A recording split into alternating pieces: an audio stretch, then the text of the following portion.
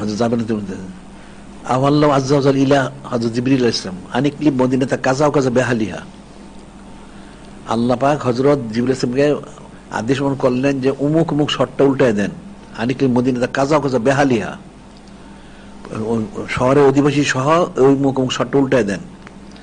জিবরিল আলাইহিস সালাম গেলেন, সে গিয়ে দেখেন এক বান্দা বললেন, ইয়া রাব্বি ইন্না ফি আবদাকা ফুলানা লাম ইয়াসিক তরফাতাইন, যে আল্লাহ পাক অমুক শহরে একটা আপনার বান্দা আছে যে চোখের পলকের তর সে নাফরমানি করে না, লাম ইয়াসিক তরফাতাইন, চোখের পলকের তো সে নাফরমানি করে না, আল্লাহ তাদেরকে ওই শর্ত উল্টে দেওয়া হবে? ক্বালা ফাকাল আকলিব আলাইহিম, আল্লাহ বললেন আকলিব আলাইহি ওয়া আলাইহিম, তাকে শর্ত উল্টে দেন। কেন?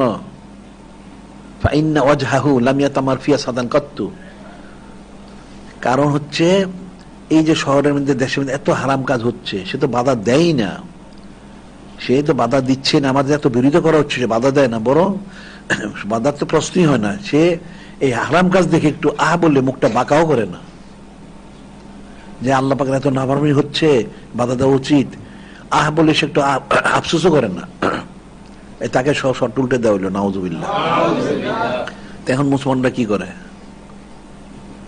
এখন তো খালি নূরে মুজাসসাম হাবিবুল্লাহ হুজুর পাক সাল্লাল্লাহু আলাইহি ওয়াসাল্লাম সম্মানার্থে আছে, আমাদের এই সব মুসলমানদের উল্টে দেওয়া উচিত ছিল। সারাদিন হারাম কাজ হয় দেশের মধ্যে, সারা দিনই হারাম কাজ হচ্ছে, কোনো অনুভূতি নাই, কোনো ইয়া নাই। এটা মুসলমানের একটা ইয়া থাকা উচিত, সেই মুসলমানের তো কোনো জজবা নাই, তো কিসের মুসলমান এগুলো হয়েছে? আরেকটা হাদিস আছে, ইজা উমিলাতিল খাতিয়াতু ফিল আরদ, ইজা উমিলাতিল খাতিয়াতু ফিল আরদ মান শাহাদা বা কারহা কানা কামান গবানা, যদি পৃথিবীর কোন এক স্থানে হারাম কাজ সংগঠিত হয়, ওখানে কোনো কেউ থাকে ইমানদার, সে যদি বিরোধিতা করে এর করো না, তাহলে সে থাকার পরেও সে যেন অনুপস্থিত, অর্থাৎ সেটা সমর্থন করলো না, সে বেঁচে গেল। ওমান গবানা ফরদিহা কানা কামান শাহেদা, একটা লোক পৃথিবীর এক মাথায় গুনাহ কাজ হলো, সেখানে ছিল না কিন্তু সে সমর্থন করলো, নাউজুবিল্লাহ, তাহলে সে যেন গুনার মধ্যে সে শরীক হয়ে গেল, নাউজুবিল্লাহ। তো এই যেগুলি পূজা করতে যে সমর্থন দিতেছে, সব তো পুজোরই হয়ে গেছে, হিন্দু হয়ে গেছে সবগুলি।